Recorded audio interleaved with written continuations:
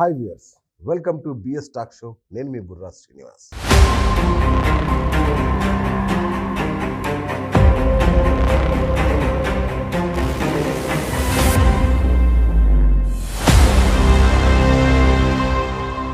ఇప్పుడు తెలంగాణ అంతటా ప్రధాన చర్చ చాలా ఉన్నాయి, కానీ ముఖ్యంగా బీఆర్ఎస్ పరిస్థితి ఏంటి అనేది ఇప్పుడు తెలంగాణ అంతటా ఒక ఆందోళన.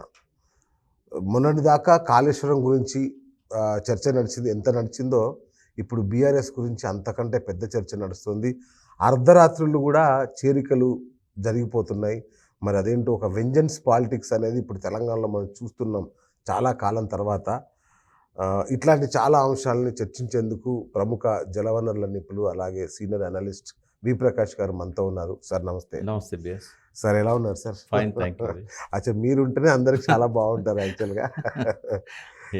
సార్ అంటే నాకు గుర్తుంది సార్, హెలికాప్టర్ ప్రమాదం జరగడానికి ముందు కూడా వైఎస్ రాజశేఖర రెడ్డి గారు ఈ యొక్క టీఆర్ఎస్ పార్టీని కంప్లీట్గా భూస్థాపితం చేయాలని ఒక విశ్వ ప్రయత్నం చేశారు ఆయన. అవును, అంతకంటే ముందు 2006లోనే 26 మంది ఎమ్మెల్యేలు గెలిస్తే అందులో 10 మందిని రకరకాల ప్రలోభాలకు గురి చేసి తన దిక్కు లాగేసుకున్నారు. అయినా కూడా పార్టీ అంత పెద్ద సంక్షోభం ఇప్పుడు నిజంగా మళ్ళీ అంత పెద్ద సంక్షోభం లాగా కనబడుతుంది. ఏ సంక్షోభం ఏం కాదు, ఇది కామన్. ఇది అంటే ఇప్పుడు ప్రతి సంవత్సరం అయితే ఇండియా కప్ గెలవదు కదా, క్రికెట్ కప్ ఇండియా గెలవదు కదా, మధ్యలో కొన్ని ఆటల్లో ఇవన్నీ సహజము. కాకపోతే ఏంటంటే కొన్ని స్వయంకృత అపరాధం వల్ల స్వయంగా మనము అంటే మెజారిటీ వచ్చే పరిస్థితుల్లో మనం తీసుకురాలేకపోయినామనే బాధ. బట్ ఈరోజు ఉన్న సిచ్యువేషన్ చూసినట్టయితే టీఆర్ఎస్ బలపడుతుందా బలహీనపడుతుందా అనే దానికి కొలమానం ఏంటి? టీఆర్ఎస్ బలం ఎక్కడుంది? టీఆర్ఎస్ బలం అనేది గెలిచిన ఎమ్మెల్యేలలో ఉందా, నామినేట్ చేయబడ్డ గెలిచిన ఎమ్మెల్సీలలో ఉందా, లేకపోతే జనంలో మారుతున్న ఆలోచనలలో ఉందా? అంటే టీఆర్ఎస్కు ఎప్పటికైనా పునాది కానీ టీఆర్ఎస్కు వెన్నెముక్క కానీ ప్రజలే. ఆ ప్రజల్లో ఈరోజు అంటే గత ఎన్నికలు జరిగి కాంగ్రెస్ అధికారంలోకి వచ్చి 8 నెలలు గడిచిన తర్వాత 7 నెలలు గడిచిన తర్వాత ఈరోజున్న ఆలోచనలు ఏంటి ప్రజల్లో? అంటే ఒకటి, అనవసరంగా తప్పు చేసినావేమో అనే భావన అదైతే ఉన్నది. రెండవది, ఇచ్చిన హామీలు ఏవి కూడా నెరవేర్తలేవు. మూడవది, ఈ మాయమాటలు చెప్పింది మనల్ని మభ్యపెట్టింది. వాస్తవంగా మనం ఒక తప్పు చేసినామేమో అనే రియలైజేషన్ అనేది ఏదైతే ఉందో అది కేసీఆర్ బలం, అది బీఆర్ఎస్ బలం. అన్నారు అంటే చిన్న ఇంటరప్షన్ సార్, మీరు ఆ మాట అన్నారు, కానీ అది మొన్నటి పార్లమెంట్ ఎలక్షన్స్లో కొంచెం కూడా రిఫ్లెక్ట్ అవ్వలేదు సార్. ఎందుకు? పార్లమెంట్లో ఉండదు కదా, పార్లమెంట్లో ఎట్లా రిఫ్లెక్ట్ అవుతుంది? పార్లమెంట్ ఎలక్షన్ జరిగిందంతా కూడా ప్రో మోడీ యాంటీ మోడీ. అక్కడ కేసీఆర్ యాంటీలో లేడు, ప్రోలో లేడు. అది కూడా ఒక తప్పిదము. భారతదేశంలో ఒక ప్రధానంగా ఒక దక్షిణ భారతదేశంలో తర్వాత ఈశాన్య ప్రాంతంలోని 3 రాష్ట్రాలు ఈ కూటమిలో లేరు, ఆ కూటమిలో లేరు. వైఎస్ జగన్ కావచ్చు, నవీన్ పట్నాయక్ కావచ్చు, కేసీఆర్ గారు కావచ్చు. ఇది చాలా పెద్ద తప్పిదం. దేశ రాజకీయాల్లో 2 వర్గాలుగా ఎన్డీఏ ఇండియా ఉన్నప్పుడు నువ్వు ఏదో ఒక కూటమిలో ఉండకపోతే నీ ఉనికిని కోల్పోతావు కదా. నీకు ఎందుకు వేయాలి ఓటు? నువ్వు అపోజిషన్లో లేవైతివి, నువ్వు అధికార పార్టీలో లేవైతివి, నీకు ఓటేస్తే ఆ ఓటు మురిగిపోయినట్టే కదా. నువ్వు గెలిచి ఏం చేస్తావు? నువ్వు ప్రతిపక్షంలో లేవు, నువ్వు అధికార పార్టీలో లేవు, గెలిచి ఏం చేస్తావు? ఈ లాజిక్ మిస్ అయింది ఈ 3 పార్టీలు. ఎటో ఒక దిక్కు ఉండాల్సి ఉంటే అసలు రాజకీయాలు చాలా మారిపోయాయి. అసలు ఒక మాట చెప్తా, అసెంబ్లీ ఎన్నికలను పార్లమెంట్ ఎన్నికలను వేరుగా చూడాలి. నేనేమంటున్నా, కేసీఆర్ గారు కనుక సరే రాష్ట్ర రాజకీయాలలో కాంగ్రెస్ శత్రువు, బీజేపీ దేశ రాజకీయాల శత్రువు, ఎన్నికలు జరుగుతున్నాయి దేశ రాజకీయాలను మలుపు తిప్పేటి. కాబట్టి శత్రువు మిత్రుడు కదా. సోనియా గాంధీతో అక్కడ రాహుల్ గాంధీతో ఒక అండర్స్టాండింగ్కి వచ్చి వీళ్ళు కనుక అలయన్స్లోకి వెళ్ళిపోయి ఉంటే ఇలా బీజేపీ కోటాలో పోయిన 8 సీట్లు టీఆర్ఎస్కి వచ్చేవి. అది లాంగ్ రన్లో టీఆర్ఎస్కి అడ్వాంటేజ్ అయ్యేది, డిసడ్వాంటేజ్ కాదు. అంటే లౌక్యం ప్రదర్శించాల్సిన కాడ కోపం ప్రదర్శించారు. చాలా పెద్ద తప్పు అది. నేను చాలాసార్లు చెప్పాను మీడియాలో ఎలక్షన్ల ముందు, యుద్ధాన్ని పోయేటప్పుడు నీ శత్రువుడు ఎంచుకోకపోతే ఎవరితో కొట్లాడతావు? నీ శత్రువు ఎవరు? ఇద్దరు శత్రువులను పెట్టుకుంటే నువ్వు బలహీనునివి. అవును. ఇద్దరు శత్రువులతో ఎట్ ఏ టైం బలపడే కొట్లాడే శక్తి నీకు లేదు. లేదు, ప్రాంతీయ పార్టీకి అంత శక్తి లేదు. లేనప్పుడు లౌక్యంగా పోయి బలం సంతరించుకోవడానికి ఏ కాంగ్రెస్ని అయితే 5 ఏళ్ల తర్వాత దెబ్బ కొట్టానో ఆ కాంగ్రెస్ సపోర్ట్తోనే బలాన్ని సంతరించుకునే ఒక గొప్ప అవకాశం వచ్చింది. అసలు ఇలాంటి మాయా క్రీడల్లో కేసీఆర్ దిట్ట యాక్చువల్గా. దిట్టగానే ఎందుకు ఎప్పుడైతే కొంచెం కోపము, అచ్చా. ఆవేశము, విరక్తి ఇవి వచ్చినప్పుడు ఏమైందంటే విచక్షణ కోల్పోతాడు మనిషి. Okay, okay. ఎవరైనా అంతే కదా. Right, right. అంటే రేవంత్ రెడ్డి మాట్లాడిన మాటలన్నీ కూడా మైండ్ గేమ్ ఆడింది రేవంత్ రెడ్డి. ఓహో. తను చాలా తెలివిగా కేసీఆర్ లాగానే ఎప్పుడు ఏ పదం వాడాలనో ఆయన బాగా తెలుసు. బాగా. అయితే ఆ మైండ్ గేమ్లో కేసీఆర్ను బాగా హీనంగా మాట్లాడడం ఆయన ఎక్స్పెక్ట్ చేయడు కదా. అవును, అంతే కదా. ఒక రాష్ట్ర రాజకీయాలను మలుపు తిప్పిన నేత, తెలంగాణ రాష్ట్ర ఏర్పాటుకు సారథ్యం వహించి ఒక మొదటి జాతి ముఖ్యమంత్రి పిత. జాతిపిత కావాల్సిన వ్యక్తిని, ప్రజలు అట్లా ఆరాధించిన వ్యక్తిని పూర్తిగా తగ్గించి మాట్లాడడము, అనరాని మాట్లాడడము, వీటి వల్ల ఏంటంటే ఫోకస్ అంతా కూడా నాకు నాట్ ఓన్లీ కేసీఆర్, గ్రామస్థాయి కార్యకర్త వరకు కూడా కాంగ్రెస్ మీద పోయింది. అవును, కరెక్ట్. అయితే అక్కడ తీసుకోవాల్సిన వ్యూహం ఏముండే అంటే, ఒకవేళ పొత్తున్నా లేకపోయినా బీజేపీకి ఒక్క సీట్ రాకుండా కనుక అడ్డుపడగలిగి ఉంటే డెఫినెట్గా నెక్స్ట్ ఎలక్షన్స్ వరకు అసలు తిరుగు ఉండకపోయేది. ఇప్పుడు కూడా లేదు. అసెంబ్లీకి సంబంధించినంత వరకు మళ్ళీ బలం పుంజుకోవడానికి ఎక్కువ టైం పట్టదు. ఎందుకంటే దేశ రాజకీయాలలో ఒక మార్పు వచ్చింది. ఎవరు కూడా ప్రో ఇన్కంబెన్సీ ఉండదు, యాంటీ ఇన్కంబెన్సీ ఉంటుంది. కరెక్ట్. అంటే మొన్న కేసీఆర్ వ్యతిరేకంగా ఓటు చేశారు కాబట్టి రేవంత్ రెడ్డి కానీ కాంగ్రెస్ కానీ గెలిచింది. లేదా రేవంత్ రెడ్డిని గద్దెనెక్కేయడానికైతే ఎన్నికలలో ప్రజలు ఓట్లేదు కదా. ఫ్రస్ట్రేషన్తో కొంత కాళేశ్వరం దెబ్బతిన్నది. దాన్ని అన్ని దృష్టిలో పెట్టుకొని అవినీతి అని అబద్ధాలు చెప్తే నమ్మి వేసిండ్లు. ఎక్కడో కొంతమంది హామీలను నమ్మొచ్చు, అది అమలు చేయడం తెలుసు వాళ్ళకు కూడా. బట్ ఇక్కడ ఏంటంటే నెక్స్ట్ ఎలక్షన్ కూడా యాంటీ కాంగ్రెస్ ఓటు ఉంటుంది. ఓకే. అప్పుడేంటంటే ఎక్స్పెక్ట్ చేయకుండానే సర్వశక్తులు కేసీఆర్ కలిసి వస్తాయి. సార్ అప్పుడు మరి బీజేపీ బాగా బలపడింది కదా సార్, ఇప్పుడు ఓటు శాతం పెంచుకుంది. అది అసెంబ్లీకి ఉండదు, పార్లమెంట్కి ఉండదు. వాస్తవంగా 16% కాదు కదా బీఆర్ఎస్ బలం. అఫ్కోర్స్ ఇప్పటికి కూడా వార్డు మెంబర్ల దగ్గర నుంచి జిల్లా పరిషత్ చైర్మన్ల దాకా చెక్కు చెదరకుంటున్నారు కదా. ఇప్పుడు ఈ గోడ దూకట నాయకులలో లేదు బీఆర్ఎస్ బలం, ప్రజల ఆలోచనలలో ఉంది. ప్రజలు రేపు ఎటువైపు ఆలోచిస్తారు. ఇప్పుడు రోజు రోజుకు రేవంత్ రెడ్డి ప్రభ తగ్గుతూ ఉంటుంది. ఎందుకంటే హామీల అమల్లో ఫెయిల్ అవుతూ ఉంటాడు. హామీలకు డబ్బులు ఇవ్వబోయి అభివృద్ధి అనేది పక్కకు పెడతాడు. తర్వాత ఇంటర్నల్ కుమ్ములాట్లు ఉంటాయి. తనంతట తను కార్పొరేషన్ చైర్మన్ కూడా నామినేట్ చేసే పరిస్థితిలో ఉండడు. వీళ్ళందరూ కలిసి ఏం చేశారంటే స్వయం పాలన నుంచి పరపాలనకు తీసుకుపోయింది. ఇప్పుడు మళ్ళీ ఢిల్లీలో వాళ్ళు మీటింగ్ వస్తే కనుక ఇక్కడ రేవంత్ రెడ్డి ఆటలు ఆడాడు. 7 నెలల్లో 18 సార్లు ఢిల్లీకి వెళ్ళి వచ్చాడు ఆయన. తప్పదు. అసలు ఆయన ఇక్కడ లీడ్, ఆయన ఏం చేయలేడు కూడా. ఆయన ఏం చేయలేడు. ప్రధానికి ఢిల్లీ వాళ్ళే నిర్ణయం తీసుకుంటారు. మళ్ళీ అప్పుడు సోనియా గాంధీ ఎట్లయితే ముఖ్యమంత్రులను మార్చిందో మళ్ళీ అదే రోజులు దాపురిస్తున్నాయి. నిజంగా నిన్న విన్నాను సార్ నేను. నిన్న మంత్రిమండలి విస్తరణ వాయిదా పడడం, పిసిసి అధ్యక్షుడు ఎన్నిక వాయిదా పడడానికి కారణం కూడా అంటే ఏ చిన్న నిర్ణయం తీసుకోవాలన్నా కూడా వాళ్ళ జోక్యం ఉంటుంది. కరెక్ట్. వాళ్ళ జోక్యం మీద వీళ్ళ ఒత్తిడి ఉంటుంది. ఇందులో ఉన్న అసమ్మతి ఏదైతే 3 వర్గాలుగా విడిపోయింది కాంగ్రెస్ పార్టీ. ఓకే. ఇది రేవంత్ రెడ్డిది 4వ వర్గం. ఓహో. 4 వర్గాలు. రేవంత్ రెడ్డిది ఒక గ్రూపు, బట్టిది ఒక గ్రూపు, ఉత్తమ్ కుమార్ రెడ్డిది ఒక గ్రూపు, పొంగులేటి శ్రీనివాస్ రెడ్డిది ఒక గ్రూపు. ఈ 4 గ్రూపుల మధ్యలో వాళ్ళు బయట ఏదో పోజులు ఇస్తారు పేపర్లల్లో, టీవీలల్లో, పక్కన కూర్చొని సెక్రటేరియట్లో. అంత మాత్రాన మానసిక ఐక్యత వాళ్ళకు ఉన్నదని అనుకోవాల్సిన అవసరం లేదు.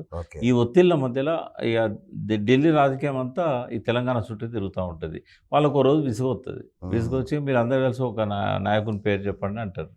అక్కడ అయిపోతుంది ఈయన పని. కాదు సార్, మొన్ననే అవసరత నిన్నే మార్చాల్సి వస్తుంది అనే మాట వాడారు. వాడవచ్చు. ఎందుకంటే బహిరంగంగా అందరికీ తెలుసు 8 సీట్లు బీజేపీకి రావడంలో అందులో ఒక 4 సీట్లు అయితే ప్రత్యేకంగా ఈయన గెలిపించినాయి. అలా అనుమానమే లేదు. నేను ఒకటి చెప్తా, ఈ 4 ఒక్కొక్క దాన్ని కూడా మాట్లాడితే గంట అవుతుంది. ఇప్పుడు బొంతు రామ్మోహన్ మేయర్ క్యాండిడేట్, మేయర్గా ఉన్నాడు. ఆయనకు ప్రతి డివిజన్లో బలం ఉంది. ఈయన రమ్మంటేనే వచ్చిండు ఆయన పార్టీలకు.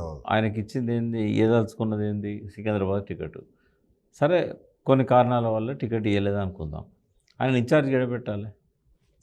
సికింద్రాబాద్లో పెట్టాలి. ఎందుకంటే ఆయన మేయర్గా పనిచేసినప్పటికీ బలం ఉన్నది కాబట్టి. ఇది తీసుకుపోయి కొండ విశ్వేశ్వరరెడ్డి నిలబడ్డ చేవెళ్ళ కాన్స్టిట్యున్సీలో రంజిత్ రెడ్డి కోసం మహేశ్వరంలో ఆయనను పెట్టారు. మహేశ్వరంకు జిహెచ్ఎంసీకి సంబంధం లేదు, రాకుండా ఆపిన్లు. అంటే కిషన్ రెడ్డిని గెలిపించాలనే క్లియర్ విజన్ లేకపోతే okay okay okay Revanth Reddy ఆ పని చేయడు కదా. ఓకే. కనీసం టికెట్ ఇవ్వలేకపోయినాం, దానంను గెలిపేయమని చెప్పాలి కదా. రెండవది, వాస్తవంగా వాళ్ళిద్దరిలో కూడా బలాబలాలు చూసుకుంటే మొత్తం డివిజన్లలో బలం ఉన్నదేమో రామ్మోహన్కు, కేవలం ఖైరతాబాద్లో బలం ఉన్నదేమో దానంకు. అవును. అదొక పెద్ద అంటే కుట్ర. కుట్ర. మా కిషన్ రెడ్డి గెలిపించాలి. 2 సార్లు ఎంపీగా కరీంనగర్ పోటీ చేసిన జీవన్ రెడ్డిని ఆయన ఒక్క కాన్స్టిట్యున్సీ ఉన్నదనే దాంతో జగిత్యాల పోటీ పెట్టడం అనేది క్లియర్గా అరవింద్ని గెలిపించే ఒక సిగ్నల్. అవును. అక్కడున్న మంత్రి ఒక మీటింగ్లో చెప్పాను అన్నట్టు, మా మాజీ మంత్రి జీవన్ రెడ్డి అనవసరంగా మన జిల్లా రాజకీయాలు ఏలుపెడుతున్నాడు. ఇప్పుడు కనుక ఆయన ఎంపీ అయితే ఇక నా ప్రభ తగ్గుతుంది, నాకు ఆడ ఏముండదు, కాబట్టి ఏది ఏమన్నా పర్లేదు, ఈసారి బీజేపీ అరవింద్ని గెలిపేయాలని చెప్పేసి స్వయంగా ఒక ఎమ్మెల్యే మీటింగ్లో చెప్తే ఒక ముస్లిము ఆ యువకునికి కొంచెం కోపం వచ్చి ఆయన నాతోని ఫోన్ చేసి, సార్ ఏం సార్ మా ఎమ్మెల్యే ఇట్లా చెప్తున్నాడు, అరవింద్ గెలిపామని అంటున్నాడు. క్లోజ్ డోర్ మీటింగ్ అది. అంటే స్వయంగా అక్కడ అరవింద్ గెలుపు కూడా వాళ్ళే కారణమైనలు. బండి సంజయ్ మీద నిలబెట్టాల్సింది ప్రవీణ్ రెడ్డిని. ఆయనకు మాట కూడా ఇచ్చిండు, పొన్నం ప్రభాకర్కి ఆయన సీట్ ఇచ్చిండు అప్పుడు. వాస్తవంగా బీఆర్ఎస్లో ఉండే Praveen Reddy, Mulkanoor cooperative society chairman. ఆయన మంచి బలం ఉన్నది అక్కడ. సరే బీఆర్ఎస్లో ఉన్న ఏం చేసిండ్రు, నెక్స్ట్ నువ్వే ఎమ్మెల్యే క్యాండిడేట్ అని చెప్పి తీసుకుపోయి కాంగ్రెస్లో ఏం చేసిండ్రు, ఎమ్మెల్యే టికెట్ ఇవ్వలే. అప్పుడు ఏం చెప్పిండ్రు, నీకు ఎంపీ నీకే అని చెప్పారు. వాస్తవంగా అక్కడ వినోద్ రావు టీఆర్ఎస్ క్యాండిడేట్, అందరికి తెలిసిన క్యాండిడేట్. బీజేపీ బండి సంజయ్ అందరికి తెలిసిన క్యాండిడేట్. ఒక మున్నూరు కాపు, ఒక వెల్మ సామాజిక వర్గం మధ్యలో ఒక రెడ్డిని పెడతారా, ఇంకో వెల్మ సామాజిక వర్గం తీసుకొచ్చి పెడతారా? అంటే వినోద్ ఓట్లు చీల్చాలనే కుట్ర కాకపోతే, వినోద్ ఓట్లు చీల్చడం వల్ల ఎవరికి లాభం అవుతుంది? బండి సంజయ్కి లాభం అవుతుంది, బండి సంజయ్కి లాభం అవుతుంది. కాబట్టి అక్కడ ఆ కుట్ర చేశాడు. అంటే ఇట్లా మనం చెప్పుకుంటూ పోతే మేడ్చల్ ఉంది. నువ్వు ఈటల రాజేందర్ని గెలిపించాలనే కాన్స్పిరసీ నువ్వు చేయకపోతే, కాన్స్టిట్యున్సీతో సంబంధం లేని, అది కూడా ఓన్లీ ఆ రంగారెడ్డి జిల్లాలో పలుకుబడి ఉన్న సునీత మహేందర్ రెడ్డిని తీసుకొచ్చి ఎట్లా పెడతావు? నీకు నిజంగానే ఏదాచుకుంటే మహేందర్ రెడ్డికి సొంత నియోజకవర్గం, మహేందర్ రెడ్డికి ఏనుంటివి, మహేందర్ రెడ్డికి ఏనుంటివి. అవును కదా. మహేందర్ రెడ్డి సునీత మీద మహేందర్ రెడ్డి అయితే బెస్ట్ క్యాండిడేట్ కదా. 100%. మరి ఆయన ఓడిపోయినా కూడా ఆయనకి ఎమ్మెల్సీ అయితే ఉండేది కదా. అసలు ఆమె ఎవరో తెలియదని చెప్పారు సికింద్రాబాద్ నియోజకవర్గంలో. అంటే ఇవన్నీ చూస్తే కరెక్ట్. కేసీ వేణుగోపాల్ తన ఎలక్షన్ వదిలిపెట్టుకొని 2 సార్లు ఎందుకు వచ్చిండు? తర్వాత కమిటీ వేసినప్పుడు తన సొంత చీఫ్ మినిస్టర్ క్యాండిడేట్ మీద కమిటీ విచారణ ఎందుకు చేస్తుంది? అంటే వాళ్ళకు ఉండేవి వాళ్ళకు ఉన్నాయి. తర్వాత ప్రతిసారి మోడీ దగ్గర పోయి రావడము ఇట్లాంటివన్నీ ఉంటాయి కదా. బట్టి ఉన్నా కూడా ఆయన మాటలు ఆయనకు ఉంటాయి కదా. పైనుంచి ఎన్ని మాట్లాడినా లోపల హాట్ లైన్ ఉంటుంది, ఫోన్. Right sir. నువ్వు నేర్పిన విద్యే నీరజాక్ష అంటున్నాడు ఏమన్నా అంటే రేవంత్ రెడ్డి ఈ చేరికల విషయంలో. అంటే అది రేవంత్ రెడ్డి కేసీఆర్ పరిమితం కాదు. రేపు ఏ చీఫ్ మినిస్టర్ వచ్చినా కూడా గోడలు దూకేటోళ్ళు ఉంటారు, పోయేటోళ్ళు ఉంటారు. రాజకీయాలకి వెళ్ళి కొన్ని విలువలు మాయమైనాయి. ఒకటేంటంటే కృతజ్ఞత లేదు. తర్వాత తమ ప్రయోజనాల కోసము వాళ్ళు ప్రజలను లెక్క చేయరు, పార్టీ అధ్యక్షుడు లెక్క చేయరు, పార్టీ అధ్యక్షుడు చేసిన మేలును లెక్క చేయరు, ఇచ్చిన పదవులను లెక్క చేయరు, దేని లెక్క చేయరు. తర్వాత వాళ్ళకి రాజ్యాంగం పట్టదు, వాళ్ళకి ఏది పట్టదు. ఒక్కసారి కనుక ఇట్లా గొడవ దునికిన వాళ్ళను శాశ్వతంగా బహిష్కరించేటట్టు అమెండ్మెంట్ చేయాలి. కానీ ఎవరు చేస్తారు? మళ్ళీ గొడవ దునికేటోళ్ళే కదా అక్కడ ఉండేది కూడా. అంటే ఈ అవసరాలు తప్ప వేరే రాజకీయాలలో చాలాసార్లు నేను చెప్పాను, ఒక అవసరాలే ఉంటాయి రాజకీయాలలో, ఏముండవు. కాబట్టి పోయేటోళ్ళ గురించి మనం ఎంత తక్కువ మాట్లాడుకుంటే అంత మంచిది. ఎందుకంటే వాళ్ళ చేతిలో నెత్తి లేదు, వాళ్ళ చేతిలో కత్తి లేదు. టీఆర్ఎస్ బలము వాళ్ళ చేతిలో లేదు, బలహీనత వాళ్ళ చేతిలో లేదు. వాళ్ళని ప్రజలు గెలిపించారు టీఆర్ఎస్ తరఫున. ఇవాళ వాళ్ళు ఇల్లుంటే ఏమన్నా సీఎం అవుతారా కేసీఆర్? అయ్యే అవకాశం ఉందా? ఈ 6 ఎమ్మెల్సీలు పోకుండా ఉండి ఉంటే ఆయన ఏమన్నా సీఎం అయ్యేవాడా? కేటీఆర్ సీఎం అయ్యేవాడా? ఏమవుతుంది? అసెంబ్లీలో మొత్తుకునే వాళ్ళలో కొంత సంఖ్య తగ్గుతుంది, అంతమించి ఏమన్నా అవుతుందా? ఒక్క కేసీఆర్ చాలు కదా అసెంబ్లీ అంతా. సార్ ప్రమాదం ఉందా లేదా? ఇప్పుడు రేవంత్ రెడ్డి తడగొట్టి మరీ బహిరంగంగా చెప్తున్నాడు, బీఆర్ఎస్ అనే పదం వినబడకుండా చేస్తా నేను అనే మాట వాడుతున్నాడు. నిజంగా జరుగుతుందా? ఎటు జరుగుతుంది? అవకాశమే లేదు కదా, అవకాశమే లేదు. అట్లా ఉంటుందా అట్లా రాజకీయాలలో? ఇప్పుడు ఏ ఏ ఏ రాష్ట్రంలోకి వెళ్ళి ఏ పార్టీ మాయమైంది? కాంగ్రెస్ ఏ పార్టీని మాయం చేయగలిగింది? ఓకే. దేశ రాజకీయాలకి వెళ్ళి కాంగ్రెసే మాయమవుతుంది కదా మెల్లమెల్లగా. 3 సార్లు ఎలక్షన్ జరిగితే కూడా పట్టుమని 100 సీట్లు గెలిచే పరిస్థితి లేని వాళ్ళది. వాళ్ళే మాయం చేస్తామంటారు కానీ వాళ్ళే మాయమవుతారు. రేపు ఇంకొక ఇప్పుడిప్పుడే కళ్ళు తెరుస్తున్నారు ప్రజలు. ఓకే. సింగరేణి ప్రజల మనసుల్లో నుంచి రేవంత్ రెడ్డి ఆల్రెడీ మాయమైపోయాడు. తర్వాత నిరుద్యోగుల మనసుల్లోంచి ఆల్రెడీ రేవంత్ రెడ్డి మాయమైండు. రేపు రైతుల ఈ ఆత్మహత్యల వల్ల, చేనేతకారుల ఆత్మహత్యల వల్ల వాళ్ళ హృదయాల్లోంచి కూడా మాయమైపోతాడు. మనం అనవసరంగా కొరివితో తలగొక్కున్నాం అనే పశ్చాత్తాపానికి ప్రజలు వచ్చే పరిస్థితి ఉన్నది. ఇదంతా తగ్గిపోతున్న రేవంత్ రెడ్డి పలుకుబడిని, పెరుగుతున్న సానుభూతి కేసీఆర్ పట్ల ఇది మనకు అద్దం పట్టినట్టు చూపెడుతున్నది. కాబట్టి అదే ఇందాక ఒక ఛానల్లో చెప్పాను నేను, అస్తమిస్తున్న సూర్యుడేమో రేవంత్ రెడ్డి, ఉదయిస్తున్న సూర్యుడు కేసీఆర్. ఎందుకు అంటే ప్రజల హృదయాలలో కేసీఆర్ పట్ల ఒక పశ్చాత్తాపం వచ్చింది, తప్పు చేసామనే భావన వచ్చింది కాబట్టి అది ఆయనకు ప్లస్ పాయింట్. అనవసరంగా నెత్తిన పెట్టుకున్నామనే భావన రేవంత్ రెడ్డి పట్ల వచ్చింది కాబట్టి ఆయనకు అది ప్రతిష్ట దిగజారడానికి, మస్కబారడానికి అది. సార్ ఇప్పుడు జనం ఒక మాట అన్నారు సార్, ఇది జనంలో ఉన్న మాట. కేసీఆర్ ఇప్పటికీ ఫామ్ హౌస్ వదిలి రావట్లేదు, కేటీఆర్ ఇప్పటికీ ట్విట్టర్ వదిలి రావట్లేదు, వీళ్ళిద్దరు ఇక్కడే ఉంటారా? ప్రతిపక్షంలోకి వచ్చాకనే జనంలోకి రావచ్చు కదా, ఎందుకు ఇట్లనే చేస్తున్నారు వీళ్ళు? నా అభిప్రాయం కూడా అదే. ఏంటంటే ప్రజలను కలవాల్సిన అవసరం వచ్చినప్పుడు కేవలం నాయకులను ఫామ్ హౌస్ పిలిపించుకొని కాన్స్టిట్యున్సీ మీటింగ్స్ పెట్టుకోవడం వల్ల ఉపయోగం ఉండదు. ఓకే. అంటే పార్టీని పునర్నిర్మాణం చేయడానికి కేసీఆర్, కేటీఆర్, హరీష్ రావు వీళ్ళంతా జిల్లా నాయకులు అందరూ కూడా కృతనిశ్చయంతో ఉన్నారు, అందులో అనుమానమే లేదు. కానీ వాళ్ళని మనం రమ్మనడం వల్ల ఏదో 100 మంది వస్తారు, 200 మంది వస్తారు. ఈ 100-200 మంది నువ్వు వద్దన్న టీఆర్ఎస్ కోట్లేసేటోళ్ళు. ఎందుకంటే వాళ్ళ పార్టీ నాయకులు వివిధ శ్రేణులలో ఉన్న క్యాడర్. ఈ మీడియాకు మనం ఏదో షోపుడప్ చేయాల్సిన అవసరం లేదు. ఇప్పుడు మనం గెలవాల్సింది ఎవరిని? నిన్ను తిరస్కరించిన ప్రజలని. రియలైజేషన్ స్టార్ట్ అయిన సమయంలో నువ్వు ఏ కాళేశ్వరం అయితే దండగా వేస్ట్ అని అన్నారో, ఊరూరా ఎన్ని గ్రామాలలోనైతే కాళేశ్వరం నీళ్ళతో పంటలు పండినాయో, 60 లక్షల ఎకరాలు పంటలు పండినాయి క్యూములేటివ్గా. విడిగా చూసినట్టయితే కనీసం ఒక 20 లక్షల ఎకరాలు నికరంగా పంటలు పండినాయి. 20 లక్షల ఎకరాలు ఎన్ని గ్రామాలలో ఉన్నాయి, ఎన్ని మండలాలు ఉన్నాయి, ఎన్ని నియోజకవర్గాలు ఉన్నాయి? రథయాత్ర స్టార్ట్ చేయి. మీకు నీళ్లు కాళేశ్వరంతోనే వచ్చినాయి. ఈయన ఒక్కసారి అధికారం చేతికిస్తే ఆ పంటకు నీళ్ళు ఇవ్వకుండా మురుగబెట్టేసిండు. అవగాహన లేని వ్యక్తి అని చెప్పి నువ్వు నీళ్లు కావాలంటే మళ్ళీ టీఆర్ఎస్ని గెలిపించాల్సిన అవసరం ఉంటుంది. ఇప్పుడు నేను ఎన్నికల కోసం రాలేదు, మీరు ఏం తప్పు చేసిందో మేము ఎక్కడ మీకు చెప్పలేకపోయినామో ఆ విషయాలను అర్థం చేయించడానికి నేను వచ్చిన. ఏదైనా ఉంటే నాతో డిస్కస్ చేయండి, మీరు మీ డౌట్స్ ఏమన్నా నేను క్లియర్ చేస్తా. 59 లక్షల కోట్ల, వేల కోట్ల నుంచి 2 లక్షల కోట్లకు నేను బడ్జెట్ని తీసుకపోయినా. ఎంతసేపు అప్పు గురించి మాట్లాడతారు తప్ప ఆదాయం గురించి మాట్లాడతలేరు. మా పాలనలో జరిగిన ఫలితాలు ఇవి. తెలంగాణ అప్పుడు ఎట్లున్నది, ఇప్పుడు ఎట్లున్నది, అప్పుడు కరెంట్ ఎట్లుండే, ఇప్పుడు ఎట్లుంది, అప్పుడు చెరువులు ఎట్లున్నాయి, ఇప్పుడు ఎట్లున్నాయి, సాగునీరు అప్పుడు ఎట్లుండే, ఇప్పుడు ఎట్లున్నది, పథకాలు అప్పుడు ఎట్లుండే, ఇప్పుడు ఎట్లున్నాయి. 250 ఇచ్చిన కాంగ్రెస్ ఇవాళ 3,000 రూపాయల దాకా పోయింది, 4,000 రూపాయలు కూడా అవుతుంది రేపు. ఈ హామీలు అమలు చేసే అవకాశం ఉందా? ఇవన్నీ విషయాల మీద జనాన్ని ఎడ్యుకేట్ చేసుకుంటా ఓ 2 నెలల దాకా మళ్ళీ బ్యాక్ ఫామ్ హౌస్కి రాకుండా కనుక కేసీఆర్ బయలుదేరితే అది ఆ మెసేజ్ వేరిపోతుంది, ఆ ప్రజల లోపల చైతన్యం పెరుగుతుంది, ఆ సోయి తెప్పించే శక్తి ఆయనకే ఉంది. కానీ ఎలక్షన్స్ ఇప్పుడు లేవు కదా, ఇప్పుడు తిరిగితే వేస్ట్ అని అన్నట్లు అనుకుంటున్నారా? ఇప్పుడు కేసీఆర్ గారు ఎలక్షన్ల కోసం చూడరు. ప్రజలలో ఏదైతే తన పట్ల మసకబారిందో దాన్ని నిలబెట్టుకునే ఆలోచన చేయాలి. సూపర్. కాబట్టి ఇక్కడ ఫామ్ హౌస్కు వాళ్ళని పిలిపించడం, ఫామ్ హౌస్లో మాట్లాడడం అనేది మన ప్రతిష్టను పెంచడం కష్టం. దాని ద్వారా ఓన్లీ క్యాడర్లో ఏంటంటే వాళ్ళకు తృప్తి ఉంటుంది, మా సార్లు కలిసి అంత మించి ఏం దానివల్ల ఫలితం ఉండదు. వీళ్ళు అనుకున్న ఆశించిన ఫలితం అయితే రాదు.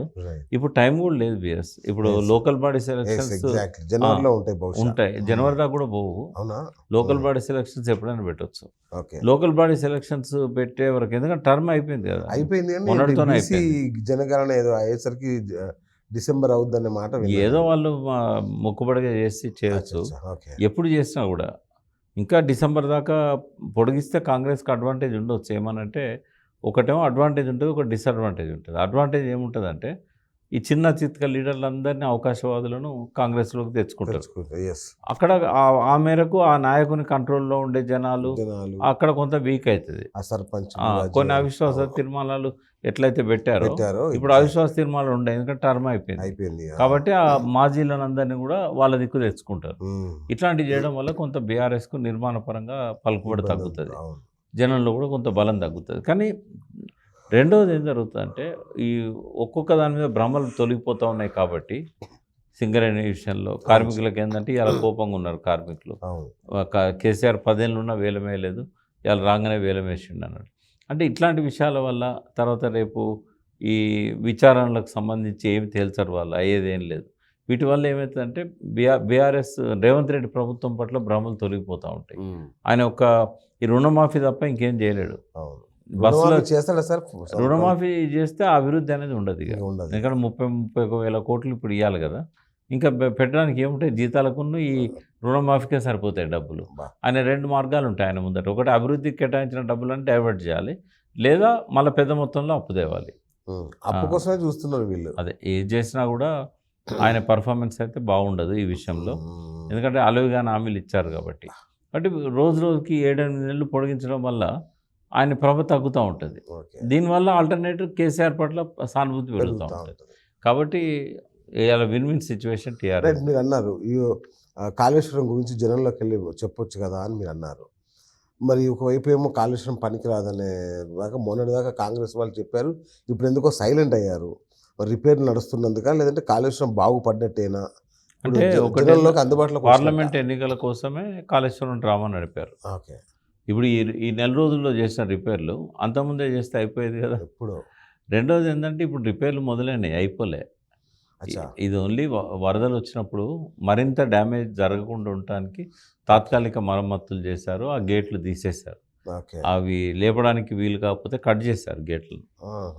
అవి ఇప్పుడు మళ్ళీ ఆ గేట్లను పునర్నిర్మించాలి. అంతకంటే ముందు కుంగిన పియర్ ప్లేస్లో ఆ బ్లాక్ మొత్తాన్ని రీబిల్డ్ చేయాలి, దాన్ని మొత్తం కట్టాలి, మళ్ళీ మొత్తం కట్టాలి. కాబట్టి నెక్స్ట్ యాసంగికి కూడా అది అవుతుందని నమ్మకం లేదు నాకు. ఎందుకంటే ఆయన మొదలు పెట్టి ఉంటే నెక్స్ట్ యాసంగి వరకు ఉండేది, బట్ మొదలే పెట్టలే కదా. ఇప్పుడు చేసింది ఏంటంటే ఆ వరద మరింత డిస్టర్బ్ చేయకుండా ఇంకా బ్లేమ్ గేమ్ నడుస్తూనే ఉన్నట్టుంది. ఇంకా ఇప్పుడు నడపరు, ఎందుకు అని అంటే వాళ్ళకి ఇప్పుడు అవసరం లేదు కదా.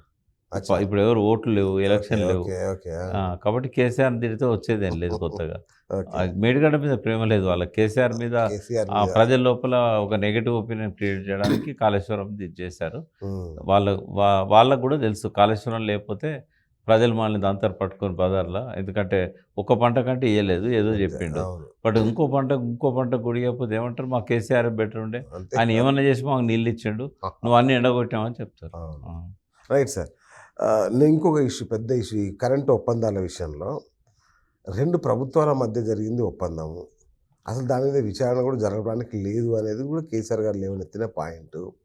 ఇంత క్లియర్గా ఉన్న దీంట్లో ఏదో జరిగిందనే దాని విషయంలో ఇంత చర్చ ఎందుకు నడుస్తుంది సార్? మాకైతే అర్థం కావట్లేదు అసలు ఏం జరుగుతుంది అనేది. ఏం లేదు, ప్రజల లోపల చైతన్యం లేదు, ఓకే, ప్రజల లోపల అవగాహన లేదు, ఓకే, ప్రజలు అజ్ఞానులుగా ఉన్నంత వరకు, ప్రజల లోపల సోయి లేనంత వరకు ఇట్లనే ఆడుకుంటారు. ఇక అవసరం లేకుండా అన్నీ లేపుతారు, విచారణ పేరుతో అవినీతి పడడానికి చెప్పడానికి ప్రయత్నం చేస్తారు, ఇవన్నీ ఉంటాయి. అంటే మన తెలంగాణ ప్రజలకు ఏంటంటే ఈ నీళ్లు కావాలనే సోయి వచ్చింది, కానీ ఈ నీళ్ళలో ఉన్న రాజకీయాలు వాళ్ళకి తెలివాయి. ఓకే, అట్లే కరెంట్ కావాలనే సోయి వచ్చింది, కానీ కరెంట్ లోపల రాజకీయాలు తెలివాయి.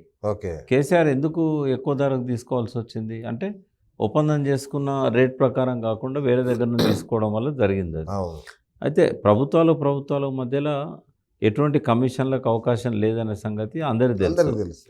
ఇది దానికోసం వేసింది కాదు, ఇది బ్లేమ్ చేయడానికి వేసిండు. మళ్ళీ ఆయన సెలెక్ట్ చేసుకున్న జడ్జి కూడా ఎటువంటి వ్యక్తి అంటే కేసీఆర్ పట్ల కోపం ఉన్న వ్యక్తి. ఇవన్నీ ఉంటాయి. అందుకే ఆయన ఏమన్నా 1-2 రిపోర్ట్లు వచ్చినవి లేదో టకటక మీడియాలో చెప్పేసిండు. చెప్పకూడదు అది ఏ జడ్జి చెప్పాడు, అట్లా చెప్పిండు. మళ్ళీ దాన్ని సమర్థించుకోవడానికి నానా తంతన పడుతున్నారు. ఇవాళ హైకోర్టు తిరస్కరించినంత మాత్రాన కేసీఆర్ వాదనలో బలం లేదు అనడానికి లేదు. అదే అర్థం కావట్లేదు. అంటే ఎట్లా అంటే ఒక రెగ్యులేటరీ కమిషన్ ఉన్న తర్వాత మళ్ళీ ఇంకొక కమిషన్ జ్యుడిషియల్ కమిషన్ వేయాల్సిన అవసరం లేదనేది కేసీఆర్ గారి వాదన. అవును, సరే ఏసీన్లు ఏమవుతుంది, ఇప్పుడు ఆయన ప్రతి దాని మీద వివరణ ఇచ్చిండు, పేపర్లలో వచ్చింది, అద్భుతమైన వివరణ ఇచ్చాడు. ఆ వివరణనే రేపు ముందుకు పిలిచినా కూడా పోయి చెప్తాడు. ఓకే, జడ్జ్ ఆయనకి ఇష్టం ఉన్నా లేకున్నా అంతే సమన్లు ఇచ్చినట్టయితే పోవాల్సి వస్తుంది, అని ముందు చెప్పాల్సి వస్తుంది. ఇలా కొత్తగా తెలియదు ఏముంటుంది, ఏముండదు.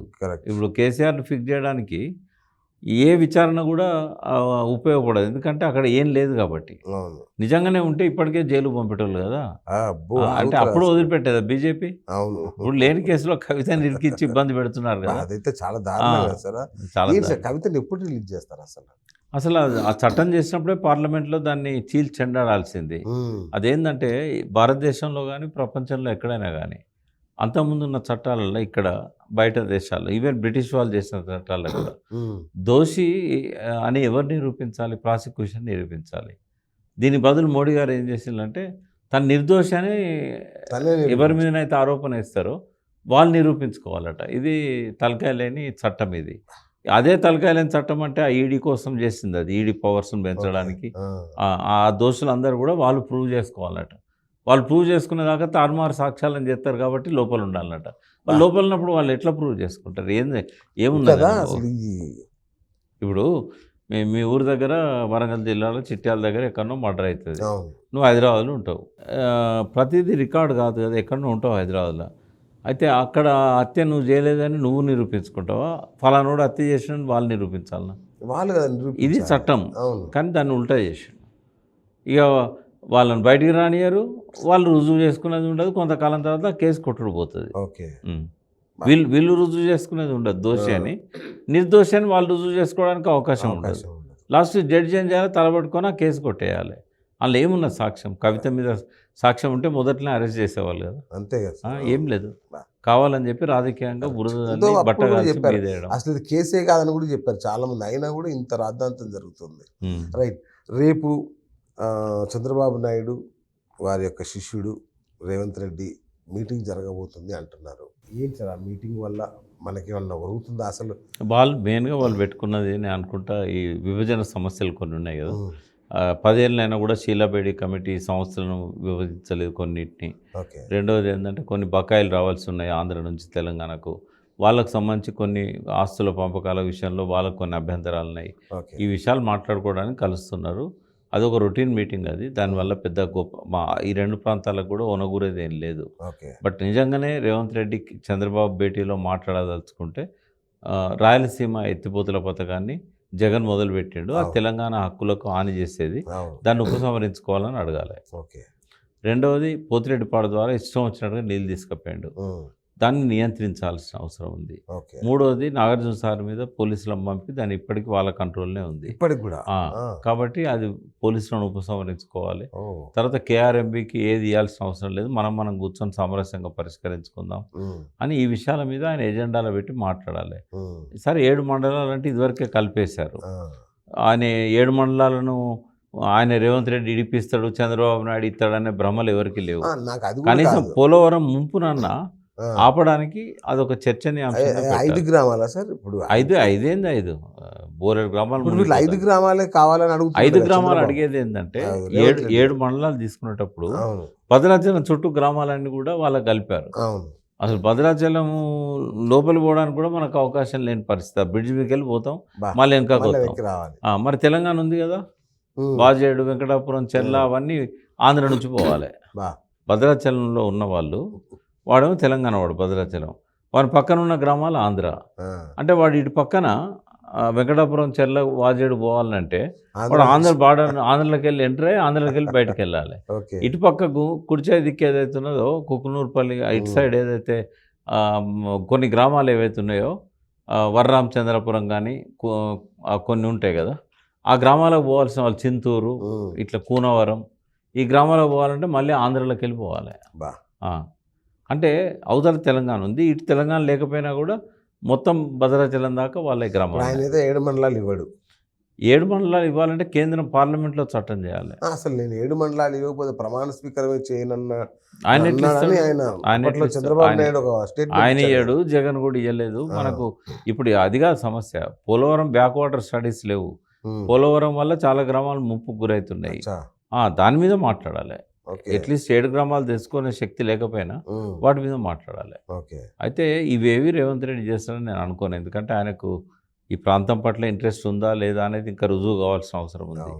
కాబట్టి ఈ చంద్రబాబు భేటీకి పెద్ద ప్రాధాన్యత ఏం లేదు. ఆయన నిజంగానే తెలంగాణ ప్రయోజనాలు పరిరక్షించే వ్యక్తి అయితే కనుక ఇప్పుడు నేను చెప్పిన డిమాండ్స్ పెడితే మనకు అరే పర్వాలేదు, కేసీఆర్ లాగా తెలంగాణ హక్కుల కోసం కొట్లాడే ఇంకో ముఖ్యమంత్రి వచ్చిండు అనేది ఒక నమ్మకం కలుగుతుంది. కానీ ఆ ప్రస్తావన కూడా తీయడు. ఎందుకంటే రేవంత్ రెడ్డి మీరు అన్నట్టుగా ఆయన 100% శిష్యుడే తప్ప ఆయనతో సమవుజ్జిగాడు, ఆయనతో పోటీ పడలేడు. ఆయనని స్థాయికి తెచ్చిన వ్యక్తిని ఆయన ఎప్పుడు కొట్లాడే అవకాశం ఉండదు. కాబట్టి ఎమోషనల్గా అటాచ్మెంట్ ఉంది వాళ్ళిద్దరి మధ్య. ఇప్పుడు ఇవాళ చూస్తే హైదరాబాద్ అంతా పసుపచ్చమయం అయిపోయింది. అవును, హోర్డింగ్లు కానీ బైక్ ర్యాలీలు అంట. చంద్రబాబు ఇవాళ ఫస్ట్ టైం హైదరాబాద్ వస్తున్నాడు. చేస్తారు, ఎందుకంటే మళ్ళీ వాళ్ళు రంగప్రవేశం చేయడానికి. ఎగ్జాక్ట్లీ అదే అడుగుతున్నా. ఒకవైపు టీడీపీ వచ్చేస్తుంది, మొన్న జనసేన పవన్ కళ్యాణ్ వచ్చి ఆల్మోస్ట్ సర్పంచ్ ఎన్నికల్లో మేము పోటీ చేయబోతున్నామని చెప్తున్నారు. సో ఈ 2 పార్టీలు గ్యారెంటీ రావడం ఖాయమైంది. తెలంగాణ అధ్యక్షుడు చర్చ మొదలైంది. మరి ఈ నేపథ్యంలో ఎట్లా ఉంటుంది తెలంగాణలో? అది ఎంత తొందరగా వస్తే అంత మంచిదని నేను చూస్తాను. ఎందుకంటే చంద్రబాబు ఒక్కసారి వచ్చి కాంగ్రెస్కు సపోర్ట్గా ఎలక్షన్లో మాట్లాడినందుకే 88 సీట్లు వచ్చి మళ్ళీ సెంటిమెంట్ వర్కౌట్ అవుద్దా? ఆయనే తీసుకొస్తాడు కదా, ఆయనే తీసుకొస్తాడు. ఓకే, అంటే ఆంధ్ర తెలంగాణ అప్పుడు వర్కౌట్ అయింది, ఇప్పుడు అవుద్దా అని. అంటే సెంటిమెంట్ ఆ రకంగా కాదు. అంటే ఉద్యమ ద్రోహులను, తెలంగాణని 50 ఏళ్ళు విధ్వంసాన్ని చేసిన వాళ్ళను, ఇక్కడ తలలు లెక్కగట్టి అమాయకమైన పిల్లల్ని ఎన్కౌంటర్లో చంపిన నాయకుడిని భుజాల మీద రేవంత్ రెడ్డి మోసుకొచ్చినట్టయితే ఇద్దరు మటాష్ అయిపోతారు. కాంగ్రెస్ పోతుంది, తెలుగుదేశం పోతుంది. అది మంచిదే కదా కేసీఆర్ కైనా టీఆర్ఎస్ కైనా. సో ఈ భేటీ జరగాలని కేసీఆర్ గారు ఎదురు చూస్తున్నట్టు. బహుశా కేసీఆర్ గారు ఎదురు చూసినా చూడకపోయినా రెడ్ కార్పెట్ పరిచి వాళ్ళని ఆహ్వానిస్తే కనుక ప్రజలకు అర్థమవుతుంది ఏంటంటే అదే రేవంత్ రెడ్డి చంద్రబాబు నెక్సెస్ ఏదైతే ఉన్నదో జనసేన బీజేపీ ఇవన్నీ మళ్ళీ పాత రోజులను తీసుకొస్తున్నారు. ఒక పక్కన ఆత్మహత్యలు స్టార్ట్ అయినాయి, రైతుల ఆత్మహత్యలు, చేనేతకారుల ఆత్మహత్యలు, మళ్ళీ కరెంటు పోతున్నది, తర్వాత బావులు వేలం వేస్తున్నారు, బొగ్గు బావులు, నిరుద్యోగులు రోడ్డుకి ఎక్కిళ్ళు. అంటే ఒక 4 ఏళ్ళకి వస్తుంది అనుకున్న పరిస్థితి 6 నెలలకే వచ్చింది. కాబట్టి ఇవన్నీ మంచి పరిణామాలే టీఆర్ఎస్ సంబంధించినంత వరకు. రైట్, నిరుద్యోగుల పరిస్థితి ఏంటి సార్? ఏంటి వాళ్ళని ఎవరు రైతు ఆత్మహత్య, లైవ్లో ఆత్మహత్య చేసుకున్నా ఎవరు అడిగేటోళ్ళు లేరు. నిరుద్యోగులు అక్కడ గిలిగిల కొట్టుకుంటున్నా ఎవరు పట్టించుకున్న పాపాను పోవట్లా. ఏంటి సార్? అంటే వాళ్ళకి ఇచ్చిన హామీని ఉల్లంఘించడానికి కదా వాళ్ళ కోపం. అవును, అప్పుడే మనం చెప్పినాము ఆయన మభ్య పెడుతున్నాడు, 2 లక్షల జాబ్సే లేవని చెప్పినాం. ఉంటే చూపెట్టమని కూడా అడిగినాం మనం. కేవలం కేసీఆర్ గారు ఇచ్చిన నోటిఫికేషన్లలో భర్తీ చేయడం తప్పితే ఆల్రెడీ జీతాలు ఇవ్వట్లేదు. జీతాలకు కూడా ఇప్పుడు మళ్ళీ మొదలైంది. కాబట్టి ఆయన చేతులు ఏం లేదు. నిరుద్యోగులకు తప్పదు ఇది. ఏంటంటే ఒక రకంగా అది వాళ్ళకి పనిష్మెంట్. ఎందుకంటే వాళ్ళు ఊరూర బస్సులు వేసుకొని పోయి కేసీఆర్ను ఓడించడానికి ఏదైతే ప్రయత్నాలు చేశారో వాళ్ళ లోపల రియలైజేషన్ స్టార్ట్ కావాల్సిన అవసరం ఉన్నది. వాళ్ళు చేసిన తప్పేందో తెలుసుకోవాల్సిన అవసరం ఉన్నది. తప్పు చేసినప్పుడు కొంత మూల్యం చెల్లించుకోవాలి కదా. కాబట్టి రోడ్ల మీద పడక తప్పదు వాళ్ళు. అంటే అప్పుడు కేసీఆర్ని దించడానికి ఎంత ప్రయత్నం చేసిందో ఇప్పుడు రేవంత్ రెడ్డి పట్ల కూడా గ్రామం పోయి మేము పొరపాటు చేసినాము, మేము రేవంత్ రెడ్డి సర్కార్ని తీసుకురావడంలో మాది కీలక పాత్ర, మా కళ్ళల్లో ఉన్న ఆ పొరలు పోయినాయి, మాకు భ్రమలు తొలగిపోయినాయి, మమ్మల్ని క్షమించండి అని ప్రజల దగ్గర పోయి అడుక్కోవాల్సిన అవసరం వస్తుంది ఇప్పుడు. లేకపోతే వీళ్ళు ధర్నాలు చేస్తే ఉద్యోగాలు ఇస్తాడు రేవంత్ రెడ్డి? ఎక్కడ తెచ్చిస్తాడు? అంతే. అంటే చేసిన తప్ప 2 వారాల్లో జాబ్ క్యాలెండర్ అంటున్నాడు. నేను ఏమనేది ప్రజలకు సోయి లేక కాళేశ్వరం తప్పుగా అర్థం చేసుకోవచ్చు. ఈ నిరుద్యోగులకు ఎక్కడ పోయింది సోయి? ఈ ఆకునూరు మురళి లాంటి వాళ్ళు పక్కదారి పట్టిస్తుంటే ఎందుకు వాళ్ళు నమ్మిళ్ళు? ఏడవేళ్ళు వాళ్ళంతా, అప్పుడు మాట్లాడిన వాళ్ళంతా బస్సులు వేసుకొని పోయిన వాళ్ళు ఏడవేళ్ళు. తల్లిదండ్రుల దగ్గర పోయి మీరు ఓట్లు వేయకండి అంటే మాకేం తక్కువ చేయలేదు కేసీఆర్, మాకు నీళ్ళు ఇచ్చిండు, మాకు పెన్షన్లు ఇచ్చిండు అంటే మీ పిల్లల కొలువు ఇస్తలేడు కదా అని మరి వాళ్ళతో బలవంతంగా ఓట్లను మార్పిచ్చారు కదా, మీరే అనుభవించాలి. అప్పుడు గొడవ చేసిన ఇప్పుడు ఎమ్మెల్సీలు అయ్యి చక్కగా ఎంజాయ్ చేస్తున్నారు. ఇప్పుడు ఏం చేస్తాం మరి? ఇప్పుడు వాళ్ళు చేసిన తప్పది. ఇప్పుడు ప్రజలు అనుభవిస్తుండ్రా లేదా? ప్రజలు ఇవాళ కేసీఆర్ని తిరస్కరించినందుకు నీళ్ళు రాకుండా అయిపోయినాయి, కరెంట్ రాకుండా అయిపోయింది. సింగరేణోళ్ళు మనుగూరు దగ్గర నుంచి ఆసిఫాబాద్ కాగజ్నగర్ దాకా అన్ని సీట్లలో ఓడించిండ్రు బీఆర్ఎస్ అభ్యర్థులను. అవును. బావులు పరాధీనం అవుతున్నాయి. అనుభవించాలి, తప్పదు. ఉమ్. సార్ ఫైనల్గా ఒక మాట చెప్పండి. కేసీఆర్ గారు మౌనంగా ఉంటున్నారు. మొన్న ఎక్కడ చూసా, మళ్ళీ ఆయన పంటలు పండించుకుంటున్నాడు, అది చేస్తున్నాడు అని వార్తలు చదివా. ఇక్కడ ఇంత విధ్వంసం జరుగుతుంటే ఆయన మౌనంగా ఉండడం వ్యూహమా, లేదంటే ఏంటి అసలు? కరెక్ట్గా ఆలోచిస్తలేడని అనిపిస్తూ ఉన్నది. ఎందుకంటే ఆయన ప్రజల్లోకి పోవాల్సిన సమయంలో ఫామ్ హౌస్లో కాలక్షేపం చేయడం అయితే కరెక్ట్ కాదు. రెండవది, తన దగ్గరికి అందరిని పిలిపించుకోవడం కూడా కరెక్ట్ కాదు. తను పోవాలి జనంలోకి. పోతేనే ఈ ఈ అసమ్మతి, అసంతృప్తి అంతా తన వైపు మలుతుంది. ఓకే. ఇంకొకటి సార్, కవిత గారిని చూడడానికి ఆయన ఇంతవరకు వెళ్ళలేదు. దాని వెనుక ఏమైనా ప్రత్యేక రీజన్ ఉందా? పోకపోతే ప్రేమ లేనట్ట. అంటే రీజన్ ఏమైనా ఉందా అని? ప్రేమ రీజన్ అంటే ఎట్లుంటుందంటే, కొన్ని ఎమోషనల్ మూమెంట్స్ ఉంటాయి. ఓకే. ఒక పొలిటికల్గా అంటే ఆయన ప్రతిపక్ష నాయకుడు, తర్వాత ఇవాళ ప్రత్యామ్నాయ నాయకత్వం కూడా ఆయనదే ఉంటుంది. అటువంటి వ్యక్తి డిమోరలైజ్ అయినట్టు, నిరుత్సాహపడినట్టు అది మీడియా దృష్టిలో, పబ్లిక్ దృష్టిలో పడకూడదు. కాబట్టి కొన్ని క్షణాలు, బలవంతమైన క్షణాలను వాళ్ళు అణచివేసుకోవాల్సి వస్తుంది. ఎంత బిడ్డ మీద ప్రేమ ఉన్నా కూడా ఇది రాజకీయంగా నెగటివ్ అవుతుందేమో అనేది అది ఉంటుంది. కాబట్టి ఆ చర్చనీయాంశం కానక్కర్లేదు. బిడ్డ మీద ఎప్పుడు ప్రేమ ఉంటుంది. బిడ్డ తప్పు చేసినా ప్రేమ ఉంటుంది, బిడ్డ జైల్లో ఉన్నా ప్రేమ ఉంటుంది. బిడ్డ మీద తప్పుడు కేసు పెట్టినా కూడా దాన్ని ఎట్లా కొట్లాడాలని ఆలోచిస్తాడు తప్ప ప్రేమ లేదని కాదు కదా. ఆయన బాగా ఇష్టపడే వ్యక్తి ఆ కుటుంబంలో కవిత గారే. కాబట్టి అది దురదృష్టకరం. ఆమె కష్టాలు ఈయన అక్కడ చూసినా కూడా కంటికి కన్నీళ్ళు పెట్టుకోవాల్సిన పరిస్థితే ఉన్నది. ఢిల్లీలో టెంపరేచర్ 50 డిగ్రీలు 49 డిగ్రీలు ఉంటుంది. ఆడ ఆమెను ఏసీ ఉండదు, అందులో ఏది ఉండదు. నిజంగానే తప్పు చేస్తే ఆ శిక్ష పడవచ్చు, కానీ ఆమె ఆ తప్పు చేసిందా లేదా అని రుజువు కావాల్సి ఉన్నది. ఎప్పుడు కూడా నేరారోపణ చేసినంత మాత్రం నేరస్తురాలు కాదు, నేరం నిరూపణ కావాలి. అయితే ఆ చట్టంలో మార్పులు చేసి, ఒక రకంగా చెప్పాలంటే ఇప్పుడు కొత్తగా జూలై 1 నుంచి వచ్చిన చట్టాలు కూడా అన్నీ కూడా ప్రజా వ్యతిరేక చట్టాలు. యథేచ్ఛగా తన మెజారిటీ ఉంది కదా అని పోయిన గవర్నమెంట్లో బీజేపీ ఆ చట్టాలను మన మీద రుద్దింది. ఒక 8 గంటలనే ముగించేసిండ్రు. అంటే ఒక్క మాటలో చెప్పాలంటే కలోనియల్ రూల్ అని అంటాం కదా బ్రిటిష్ వాళ్ళు, వాళ్ళన్నా కొంచెం మన పట్ల కొద్ది ఔదార్యాన్ని చూపెట్టిండ్రు. కానీ ఈ సంస్కృతికి ప్రతినిధి, ఈ దేశ ప్రజల కోసం శ్రీరామచంద్రుని అవతారంగా చెప్పుకోబడుతున్న మోడీ గారు మళ్ళీ ఒక 300 సంవత్సరాలు వెనక్కి నడిపించాడు. ఈ ఇండియన్ పినల్ కోడ్, వాటి తెలుగు పేర్లు ఏందో మనకు వంటపడతలేవు కానీ అర్థం కాని పేర్లు పెట్టాడు. సో ఈ 3 చట్టాలు, ఎవిడెన్స్ యాక్ట్ కానీ, క్రిమినల్ అంటే నాకు అనిపించేది ఏంటంటే ఈ స్తబ్దత అనేది మంచిది కాదు. కనీసం విజయవాడలో లాయర్లంతా రోడ్లకు ఎక్కిండ్రు, కనీసం కోర్టులు బైకాట్ చేసిండ్రు, కానీ మన లాయర్లకు స్పందన లేదు.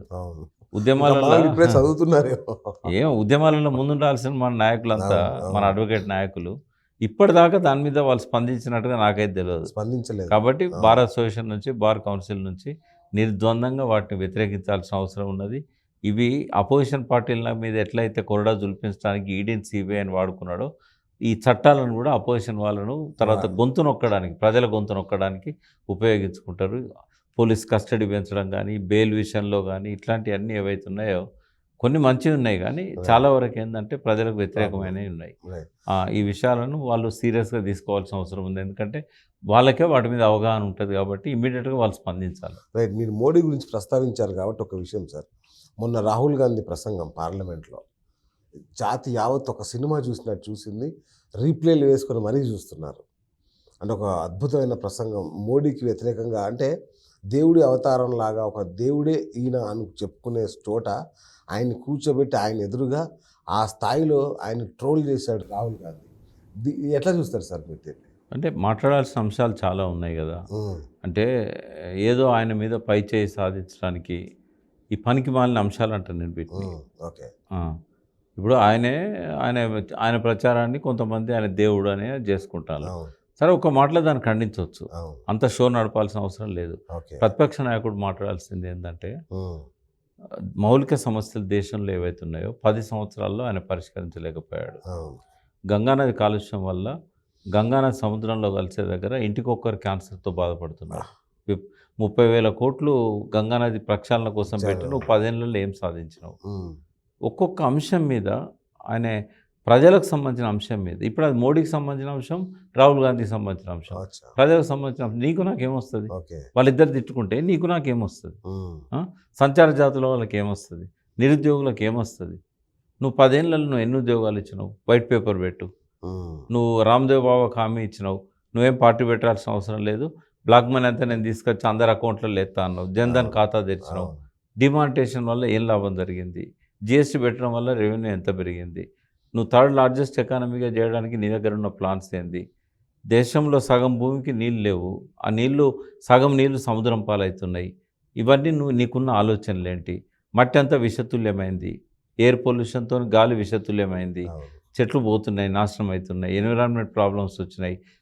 ఢిల్లీలోనే 50 డిగ్రీల టెంపరేచర్ పెరిగింది. అసలు ఢిల్లీకి పోలేకపోతున్నాం అంటే మనం. ఇవన్నీ అవును. ఇవన్నిటి మీద ఓ ప్లానింగ్ ఉండదు. ఇవన్నిటి మీద మాట్లాడాల్సిన రాష్ట్రపతి ప్రసంగానికి ధన్యవాదాలు చెప్పాలంటే మోడీ మీద ఇటువంటి మాటలు కాదు మాట్లాడాల్సింది. ఉమ్. అదేంటంటే పబ్లిక్లో ఉన్న చీప్ టేస్ట్ని ఎంకరేజ్ చేయడానికి పనికొస్తుంది. ఉమ్. కొంతమంది మూర్ఖులను చప్పట్లు కొట్టించుకోవడానికి పనికొస్తుంది. Okay. Okay. Third class debate పార్లమెంట్లో జరిగింది. అంతేనా? అందులో ఆ థర్డ్ క్లాస్ డిబేట్లో మన తెలంగాణ వాళ్ళు పాల్గొనకపోవడం అనేది ఇంకొక విషాదం. అవును. వాయిస్ లేకుండా పోయింది పార్లమెంట్లో. అవును. అవును. అవును. సార్ ఫైనల్గా మన ఫోన్ ట్యాపింగ్ అంశం ఏమన్నా ప్రభావితం చేస్తా కేసీఆర్ కుటుంబాన్ని? అవకాశమే లేదు కదా, ఆయన కనెక్షన్ సంబంధమే లేదు. ఉమ్. ఫోన్ ట్యాపింగ్కి ఆయనకు సంబంధం ఏంది? ఉమ్. ఫోన్ ట్యాపింగ్ ఎవరు చేస్తారు? పోలీసులు చేస్తారు. చేసినోడు బలవుతాడు. ఉమ్. రెండవది ఫోన్ ట్యాపింగ్ పర్మిషన్ ఇస్తాడు ఎవడు? ఉమ్. Home police secretary. బాసే. అవును. Home secretary. ఉమ్. అది వాళ్ళ పరిధిలో ఉన్న అంశం కాదు. ఉమ్. కేసీఆర్ సంబంధం అంటే ఏంది? కేసీఆర్ చెప్తేనే చేసినామనే మాట విన్నాను నేను. ఇప్పుడు మీ బాస్ చెప్తాడు దీన్ని అచ్చా. తలగబెడతావా? ఓకే. నీ చిత్తశుద్ధి ఏమైంది? ఓకే. నువ్వా లోపలికి అయితే కేసీఆర్ ఓకే. చెప్పడానికి ఆధారం ఉందా? రైట్. ఆయన చెప్తేనే నేను చేసిన అంటే అది క్రిమినల్ కదా. అవును. క్రిమినల్ చర్యకు ప్రూఫ్ ఉండాలి కదా. అవును. ఏది ఆయన చెప్పిండంటే నమ్మడానికి ఏముంది ఆధారం? సో ఎట్లాంటి ఇష్యూ లేదు దీనికి సంబంధించి. ఎంట్రీగా కూడా వీకలేరు. ఓకే. పెట్టేటింగ్. Okay. Right sir. Thank you so much sir. చాలా విషయాలు అద్భుతంగా మాకు వివరించారు. Thank you. చూసారు కదా వి ప్రకాష్ గారి అద్భుతమైన విశ్లేషణ. ఇది ఇవాల్టి బిఎస్ టాక్ షో. నేను మీ బిఎస్ సైనింగ్ ఆఫ్.